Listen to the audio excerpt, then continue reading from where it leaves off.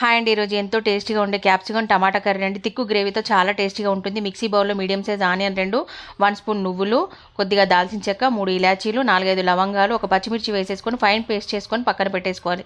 పాన్లో సరిపడా ఆయిల్ వేసేసుకొని oil heat అయిన తర్వాత 1/2 టీ స్పూన్ అల్లం వెల్లుల్లి పేస్ట్, కొత్తిమీర వేసేసుకొని పచ్చివాసన పోయేలాగా ఫ్రై చేసుకున్న తర్వాత ముందుగా మిక్సీ చేసుకొని పెట్టుకున్న ఆనియన్ పేస్ట్ వేసేసుకొని మొత్తం అంతా ఒకసారి కలిపేసుకొని ఆయిల్ పైకి తేలేలాగా ఫ్రై చేసుకోవాలి. ఈ విధంగా చక్కగా ఫ్రై అయిన తర్వాత 1/2 teaspoon garam masala, 1/2 teaspoon ధనియాల పొడి, 1/2 టీ స్పూన్ పసుపు, తగినంత కారపొడి, తగినంత సాల్ట్ వేసేసుకొని ఒక 1 మినిట్ అలా ఫ్రై చేసుకున్న తర్వాత క్యాప్సికమ్ ముక్కలు వేసేసుకొని మొత్తం అంతా ఒకసారి కలిపేసుకొని మసాలా మొత్తం క్యాప్సికమ్ పట్టేలాగా మూత పెట్టేసుకొని ఒక 5 మినిట్స్ ఉడికించుకోవాలి మధ్య మధ్యలో కలుపుకుంటూ.